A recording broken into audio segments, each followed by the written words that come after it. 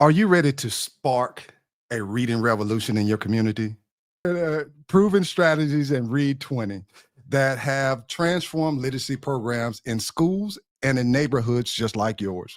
Communities who have implemented these strategies have seen dynamic increase in engagement, improved literacy rates, and renewed love for reading among students and families. On this episode, he's going to share the exact steps from his book, Read 20, that you can apply today to a culture of reading in your school or community. Don't miss this inspiring conversation. Right now, go ahead and hit that subscribe button so you can stay abreast on what's happening here on Transforming Lives. I appreciate you stopping in. Transforming Lives. Inspiring stories from educators worldwide. Impact happening worldwide.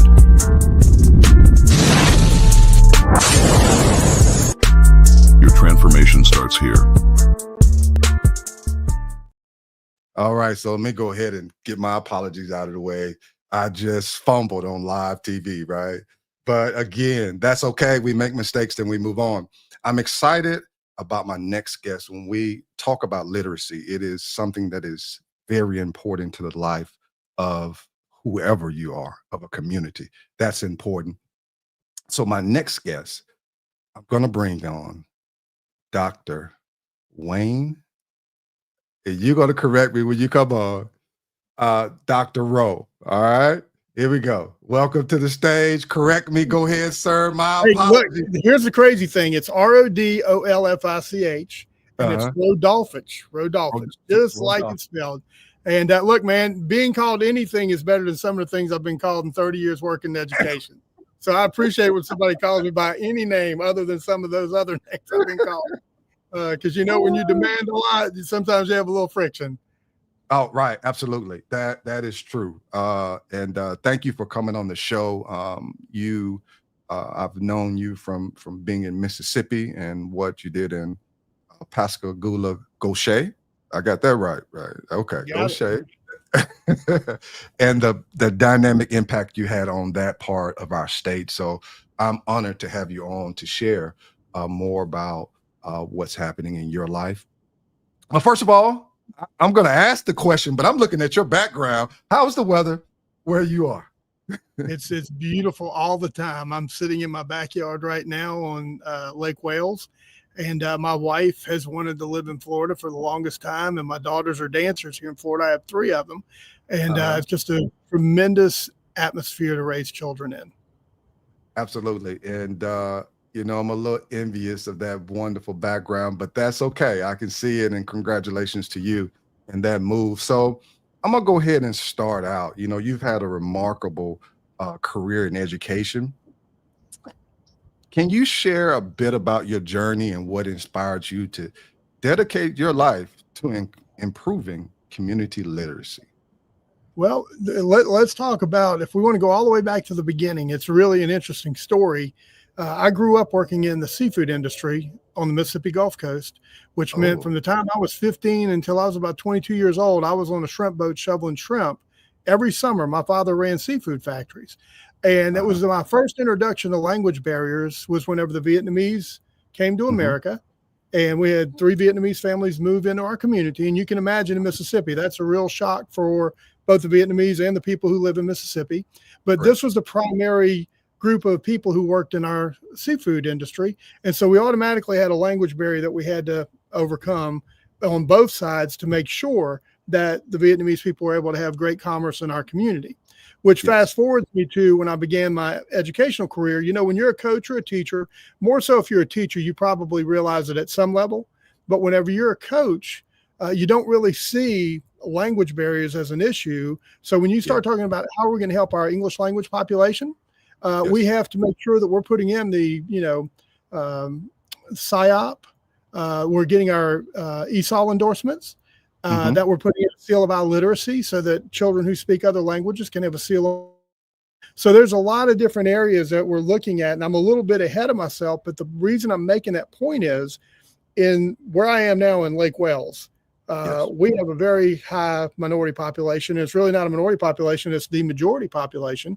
Our African-American and Hispanic population is larger than our white population, had the same effect in Pascagoula-Gautier School District.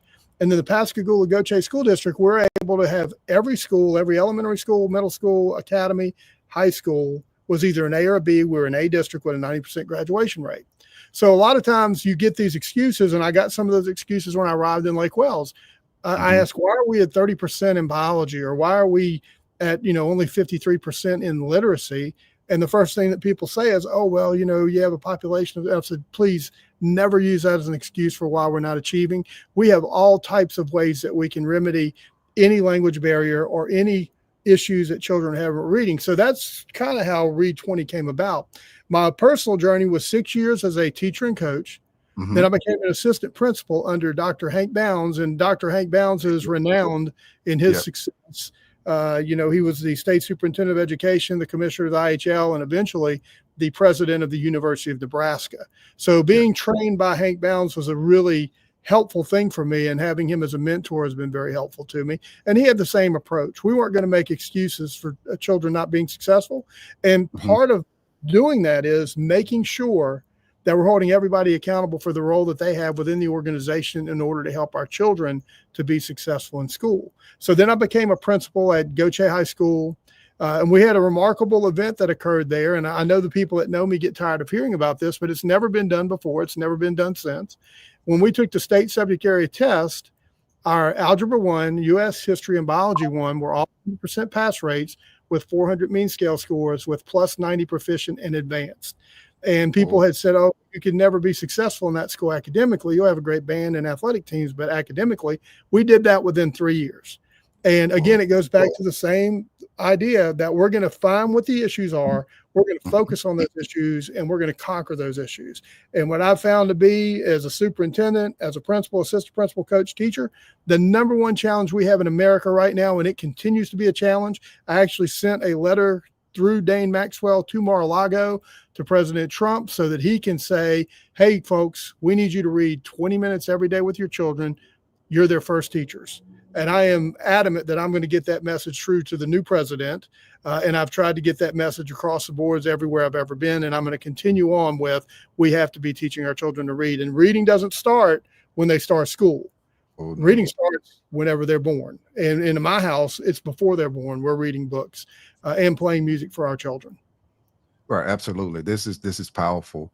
As an educator, I see that impact of reading with your child. At first, for my boys, I have two boys, and they didn't like it at first. But to model that behavior helps them as well. So I can definitely agree, and I know that you're going to make sure that gets accomplished. So as a educational leader, you've kind of shared some of the principles in a sense, but can we kind of dive a little bit more into like the key principles, the values that guided you in transformation, and particularly in reading and in literacy? Well, being a graduate of Delta State University, I have 3 degrees from Delta State University. And Delta State University is in Cleveland, Mississippi, which is right in the middle of the Mississippi Delta. You can't find a more impoverished place in the world. Well, I guess in the world you can, but in America, it's one of the places that has the most poverty and the most opportunity is anytime we have crisis, I see opportunity. Right. So rather than complain and make excuses, what's the number one thing that our children in the Delta needed to do? They need to learn how to read. And, while we're on the subject, because as I told you before we came on air, there's several things that I'm going to share with you. One was a lot of people are turned off whenever they see a person that's supposed to be in a leadership position wearing a hat turned backwards, but there's a purpose for it. Yeah. So when we talk about that investment of reading with your children for 20 minutes a day, that isn't included in what they read at school or the homework that they're assigned. This is 20 additional reading moments that are family time, where you're working with your guardian or your uncle or your aunt or your cousin, whomever. I just can't say enough how important it is. So the hat I'm wearing has 1.4% on it. 1.4% represents that amount of your day. So you're going to make a 1.4% investment in reading with your children every day, and you're dramatically going to increase their ability and vocabulary and ability to pronounce words, ability to understand categories of words, sound out words. All those things are important while children are growing up developmentally. And if we can get that started at the home with parents as our first teachers, it's one of the most important things that we do. When I put the hat on regularly, it's read 20. Yeah. So I use that as a conversation piece. Anywhere I go, I'm promoting reading. Even my vehicle, and I'll show you my vehicle later, is completely wrapped in read 20. Oh, wow. That's powerful. And looking at the numbers, that's a small 1%. We talk about getting 1% better. That 1%, 1 in 4/10% better. Man, that's wonderful. Well, and when you think about it, you have Atomic Habits out there, which pretty much gives the same principles about getting a little bit better every day, because every day we're either contributing to or taking away from the quality of what we do, no matter what it is that we're doing. So if we read every day, if we lift weights every day, we get stronger. If we practice anything, and you can go to Malcolm Gladwell's 10,000 hour rule. And some people don't agree with the 10,000 hour rule, but I absolutely agree with it. And actually, I calculate everything that we do based on that 10,000 hours of practice. I used to have my administrators in the Pascagoula Goche School District calculate how many hours have they actually been an administrator over the course of their career, and how many times are you mastering that principle. And in my career, I've had over 30,000 hours of working as an administrator. So very quickly, I just wanted to show you, this is the vehicle. And I told you we're going to be primitive, but that is my actual forerunner right there. That's the Read 20 mobile, and I keep books in it. And if I see children walking across the parking lot, my children distribute books to the children walking across the parking lot. But we do some other crazy things, too, to get books out to kids in our communities. Right. So if you do the same thing over and over again, and it doesn't produce the results that you desire, we kind of move to the place of insanity. And doing that is something that's not normal, but it's marketing. And once you get somebody's attention, now you can actually go in and provide them with something different. So I am 100% with it. So we need to jump into this Read 20, because creating a reading revolution in your community, like, what key message do you hope readers can take away from this? Well, here's a few things that we do that are a little bit different than what you see everywhere else. And I'll give you the number one thing that's different. As a superintendent in both the Pascagoula Goche School District and in Lake Wells, I prided myself on making literacy home visits. And on those literacy home visits, I had a literacy packet with a brand new book, some ideas about why it's important to read. I would include cards like these cards here. This is the Read 20 pledge. It's a pledge you can take with your children, and this is all in my book. And then on the other side, I've got the literacy proverb, where you talk about you better be reading, just like the lion and the gazelle. Yeah. In America, if you're raising children, you better be reading. I also have my philosophy of education, which is give every child a chance, that I wrote at Delta State University. It's in the book as well. And then I've got another on the backside of that card. I've got preach, because sometimes when you're working with administrators, they struggle. They struggle with confidence. They struggle with, am I doing what's right? So I wrote something for one of my administrators about just the power that he had, because he's one of the best administrators I've ever worked at, but he was having some confidence issues. So when you talk about how are you spreading the word, it is simple. Number one is to generate interest in reading in your community. It's getting parents to read. It's getting businesses to accept, hey, we have a role in this, because, whenever you talk about economic development and Chamber of Commerce, when they talk about what's the challenges that we're facing, they're always talking about our graduates and how competent they are and whether or not they're ready for the workforce. So, you have career pathways now, you have CTE now, but one of the things that they talk about is literacy rates and the ability to train the people who work for them. Because if you can read, you've got a chance. So we interact with business, industry, hospitals, and I take hospitals separately because it's a little bit more secluded to basic business and industry, but you have waiting rooms all over hospitals. You have waiting rooms in dentist office. So what we do is we take books and we put them business book bins, and we call our business book partners. I had 63 in Lake Wells, and we put books in the lobby areas so children can have reading materials while they're sitting there, because now most of your waiting rooms prohibit bringing electronics in to the waiting room. So you have to have something there for children, and that resource is books. So that's one way that we're reaching people with the Read 20 concept. And we're articulating that to every business that we go into, because we have to have permission in order to place those books in those businesses. Absolutely. And that's, and when you, I get my moment whenever I go to, a doctor's office. I get that moment where I pick up something to read, and I, take that, it's not an extended time, but just I take that moment to actually read something to take up that time. We have a comment here. We got Miss Thomas. Hello, I love your Read 20 truck. Great interview and information. So we want to thank her for this comment. Well, I'd like to comment on her comment. Oh, okay. All right. So Keitha Thomas and I worked together at Goche High School when I first became a principal.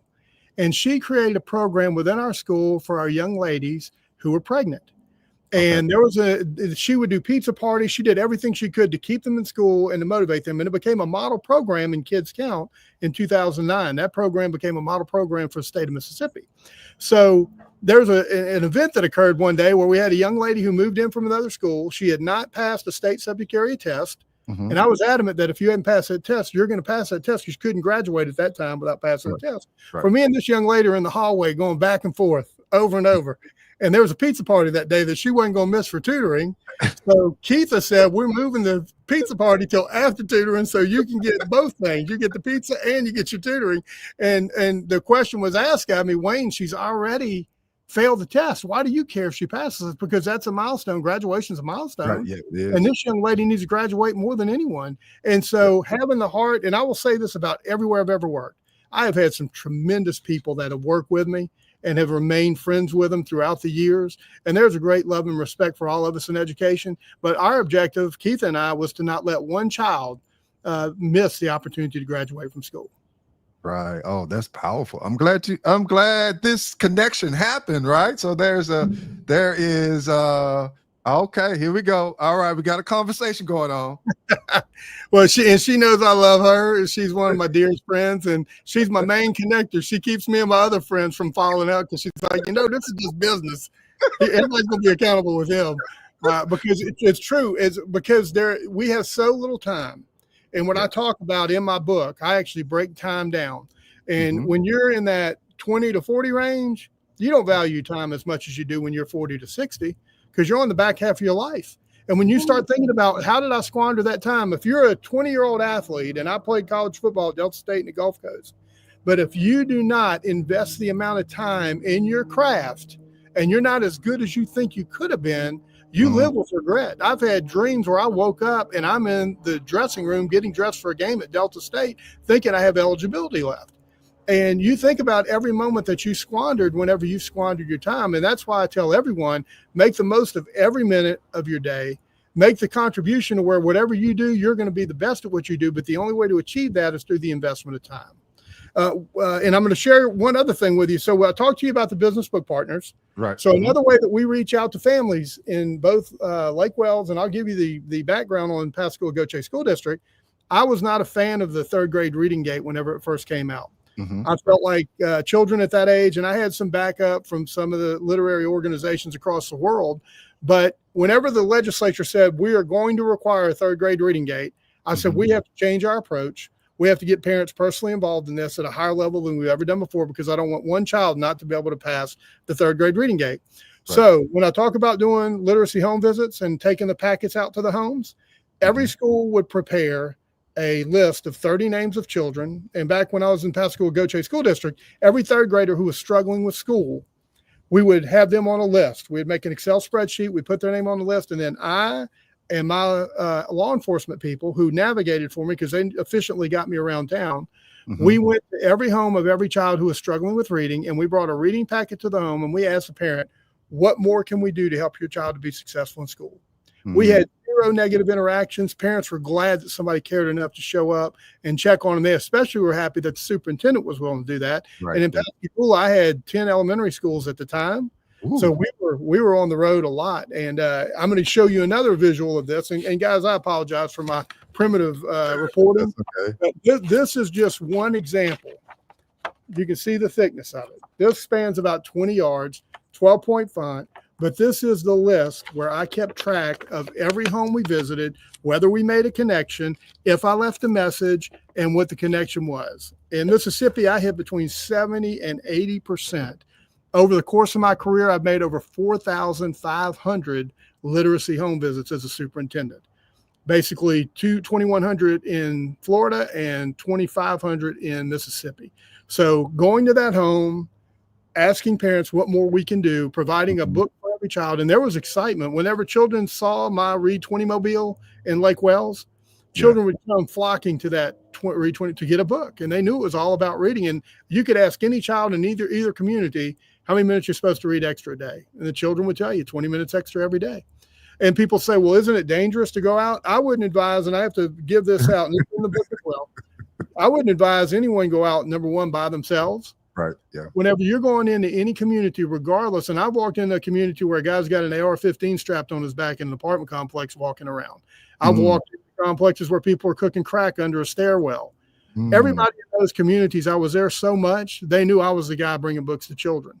Yeah. And people didn't have an issue with it. I wasn't there to give them an issue. I was there to help children by giving them books, and my partners all were the same.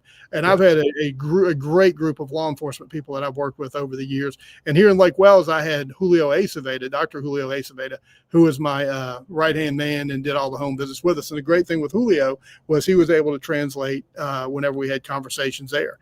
And the other thing that we did was every year, Julio Aceveda and I would go read Dr. Seuss dressed up as Dr.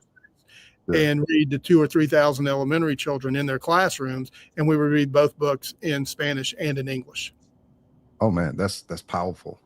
And to hear the leader, the top of the organization interacting and passing that vision down and connecting to that stakeholder of the parents, that's important. Yeah. So, you know, we looked at what inspired you. We looked at kind of, you know, what you hope for the readers, the learners to take away, the parents to take away from this. You know, you've shared examples of how you use it in the community, how you implement these strategies. And I know the viewers on and those that will view it later can see the impact, number one, with your props, because when you took your document right here and you had it right there to document these visits, I think that's powerful. And people are looking for change. They're looking for improvement, but sometimes they need a hand to move forward, right? So that's powerful. Yeah. Well, and I'll give you one other example about how we, you know, I don't know if we've talked about grocery stores and Walmart, but we also went to grocery stores at Walmart, Publix, and I'm going to show you the evolution of signage, okay? Because when I first started out, I was on fire, brand new Christian, just want to be sitting in the front row. Yeah. And then as I grew up a little bit, I was like, well, wait a minute, this may be a little bit too hard hitting. And it's kind of Old Testament versus New Testament. Old Testament, stone, man. And you move in a New Testament, it's a little lighter in some of the spots. So I'm going to stand up and show you these resources real quick. So this is one of the resources, and I got to back up a little bit. My wife's scared I'm going to fall off the stairwell here. But this is the first posters.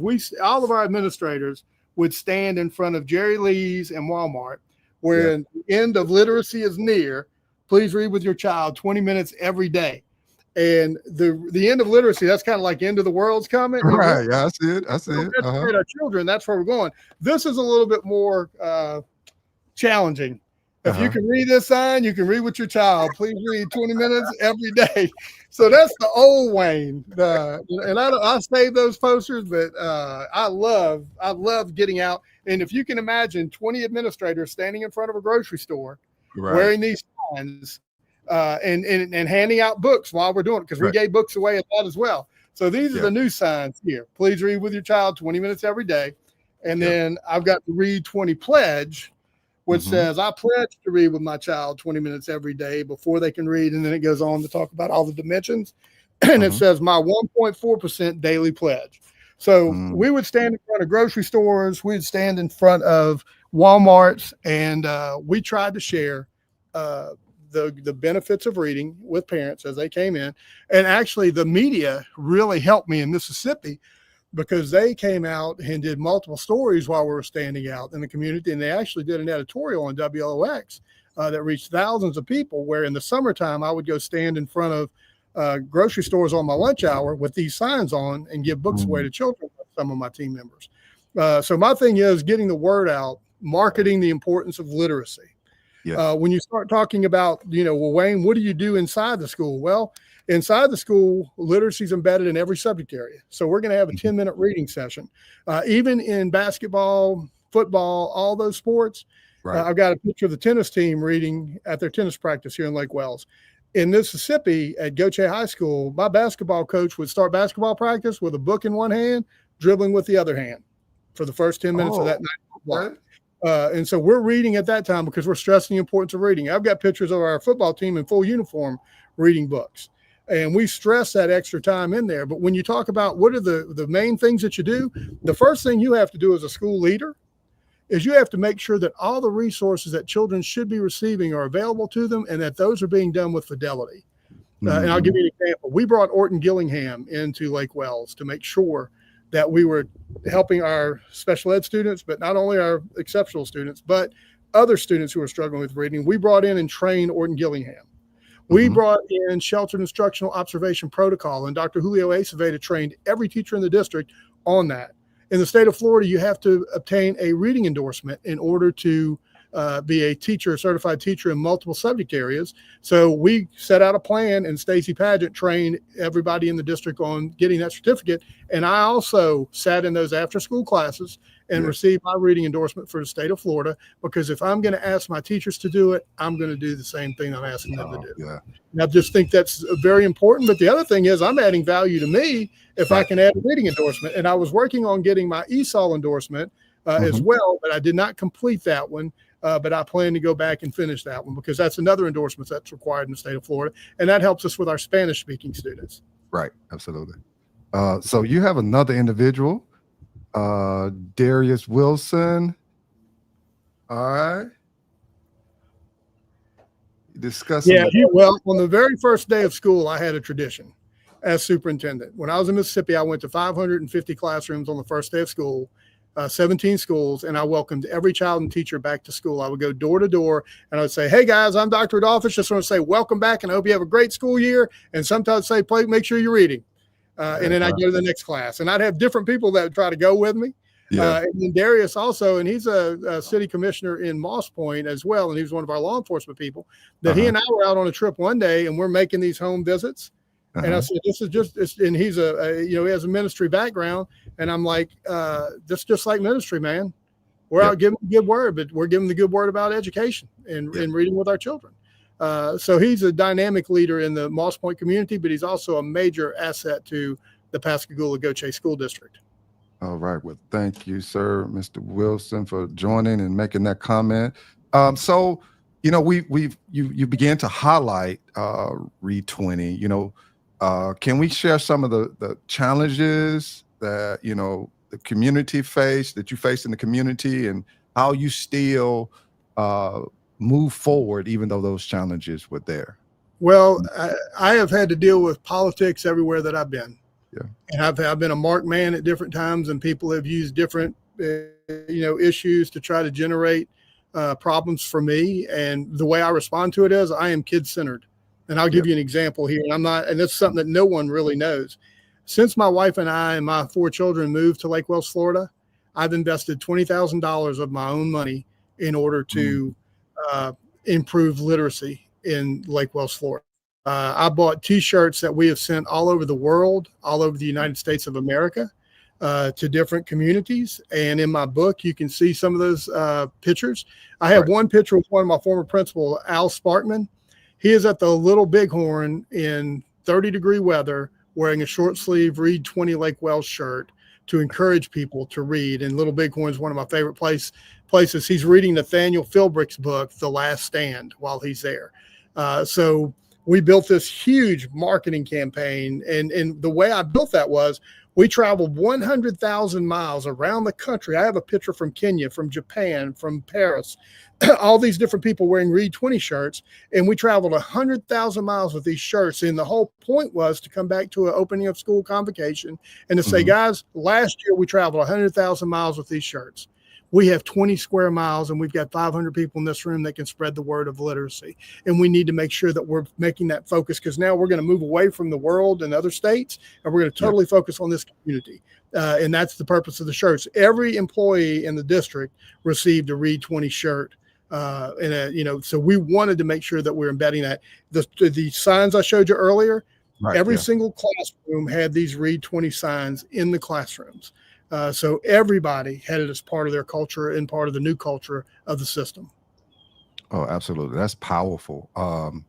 Even when you look at this marketing strategy that you had, of not just reaching just your area, but going out, confirming, bringing it back. And that for lack of better words, that validation of hey, here's how it's working out here. And now let's make it happen in our community. And that's powerful. That's marketing 101. Oh my goodness. So my daughters, there's a series of pictures with my children in the book that talks about how they helped me to market Read 20. So they're at Cupertino, California at the Apple headquarters wearing their shirts. There's a picture of them on Stanford Medical Center's roof with the Life Flight helicopter, in the Life Flight helicopter, wearing their Read 20 gear. There's a picture of my daughter reading on the roof of Stanford, which wasn't staged. She always has a book with her. She's the #1 reader in her class here in Lake Wells. She was the #1 reader in the PGSD for accelerated reader points.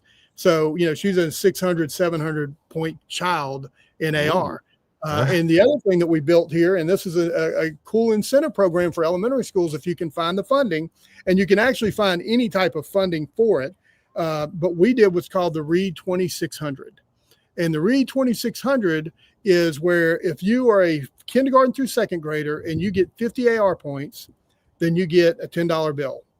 If you're a K through 5 student and you read 100 points, you get 20. And it goes all the way up to, if you get 600 points, you get a $100 bill at the end of the year. That was paid through our foundation here.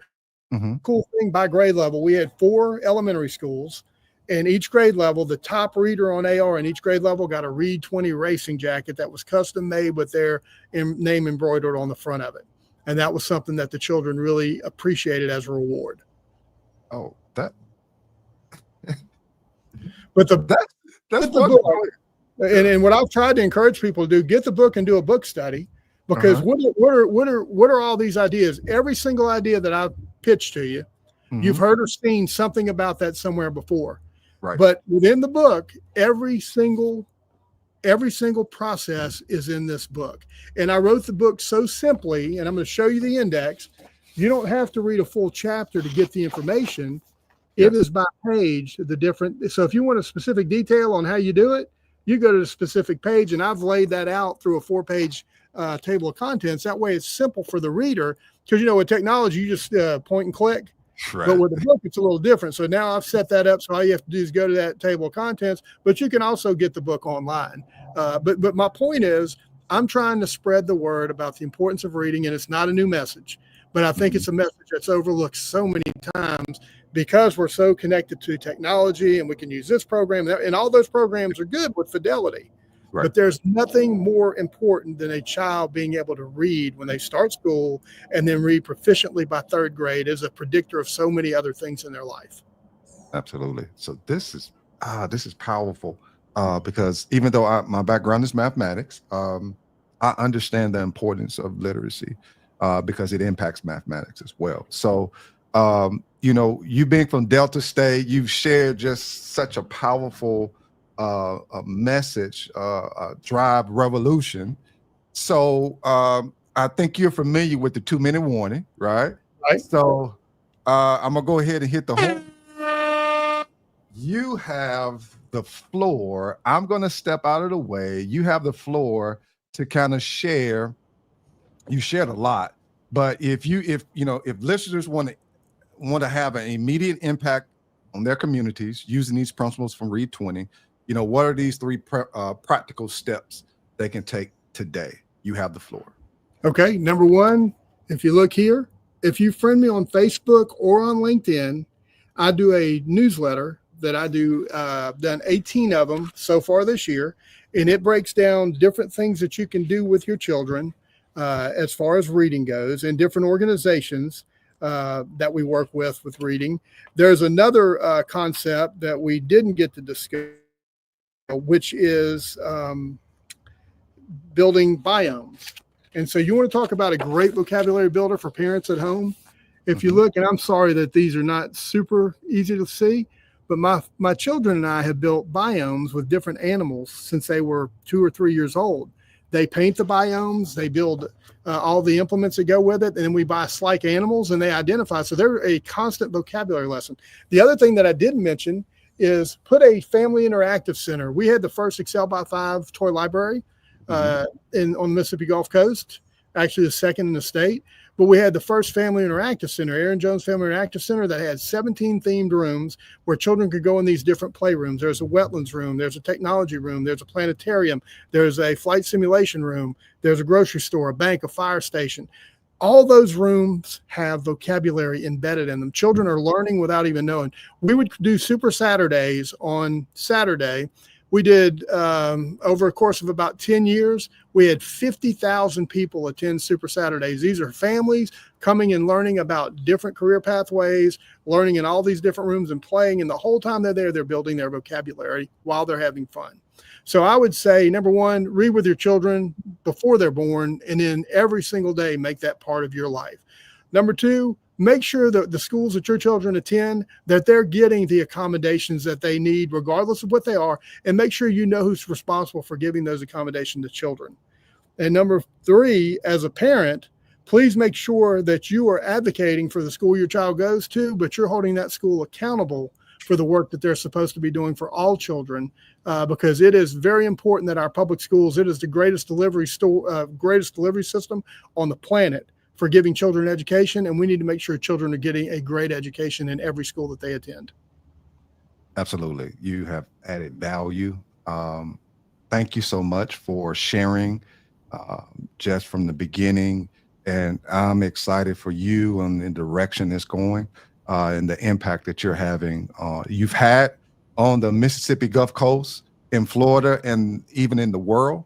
Much success to you as you move forward as well. So I'm gonna drop you in the background and I'm gonna close it out and I'm gonna share your website. So if you can give me 2 to 3 minutes after we shut this down, love to continue our conversation. One last word. Okay, go ahead. Could not do anything that I've done in my career without having excellent people who've supported me. And it is not any work of me or the people that support me. It is the work of teachers in the classroom. They're the most valuable asset, and we need to make sure that we're protecting them. Last thing that you didn't cover with you, I made 1,221 classroom visits where I left 3 affirmations in every classroom I went to for our teachers, telling them the great things that they're doing in their classroom. I think it's important that we're patting teachers on the back and thanking them for what they do every single day. Powerful. Thank you so much for sharing that. Who wouldn't want to have a leader like that around them? So thank you so much. I'm going to set you in the background. We're going to get back in a conversation in just a moment. Listen, this was powerful. I'm going to go read in just a few minutes. Yeah, I'm going to get my 20 minutes in. I am. In fact, I have, where's my book at? I'm going to put my book up here. Where's my book? I got a book right here. I'm going to go read my book to make sure I get my 20 minutes in, and I'm going to make sure my sons as well are going to get that in as well. So this was a powerful conversation. I want to share on the website as well. So let me get that going. Let's see. All right. And I'll put that in the comments as well. The only limitation students have is the boundaries of their ambition. So that's yeah, that's powerful. We can see everything that was discussed. We have his bookshelf here. And we also have the information about the Read 20, and his book is also in Amazon. You can order it there as well. So ladies and gentlemen, thank you so much for being here. Share this with your community, share it with your administrator, your teacher, and let's pursue this Read 20. Let's get our children to reading if they're not reading already. All right, guys, thank you so much for joining in. This concludes Transforming Lives, 50 Educators from 50 States. It's the Florida edition.